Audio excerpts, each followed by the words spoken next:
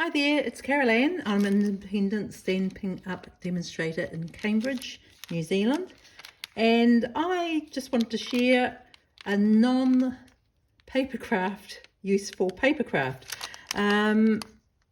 So I wanted to make some muffin liners because my muffin tin is a bit the worse for wear, really. And the Tulip Muffin Liners look really cool, and I think I can make these without having to go out to shop and buy anything. So I'm just going to take a piece of baking paper. So I'm not going to be too pedantic about this, but I can just trim this up a teeny bit, make it a tiny bit neater.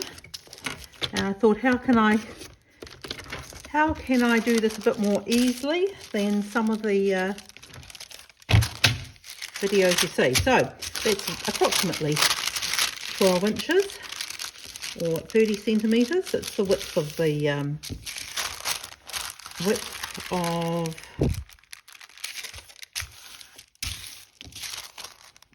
paper that comes on the roll, and I'm just going to put this in here. So it's approximately 15 centimetres. So I'm just going to line this up at about 7.5,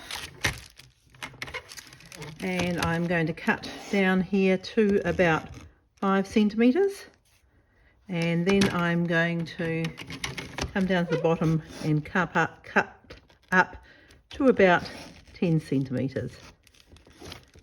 And then I'm going to flip it around, again line it up at 7.5. It doesn't have to be perfectly accurate, it's still going to work. Going to line that up at 5 again. So I've just flipped it around and I'm cutting again in about 5 centimetres from each edge. Now all I'm going to do is line this up so it's pretty much on the cutting channel. Just over the cutting channel. I find when I'm trying to cut a sliver, it's usually best to start off in the middle with my blade. And so I just cut that down there, and then I'm going to cut off this other fold. So it's going to separate it into 4 pieces. Oh, there we go. Might have a teeny bit that's still attached. So quick as a flash, we've got 4 muffin tin liners. All I'm going to do I've got a glass jar, glass that's about the same size as the bottom of my pan, and I'm just going to fold that down there like that, and then I can pop it into my muffin tin, and I'm going to have a nice, probably need to spread that round a little bit more, and you can even use your cup to just sort of push it down there a little bit. And the same with these ones too. I'm just going to,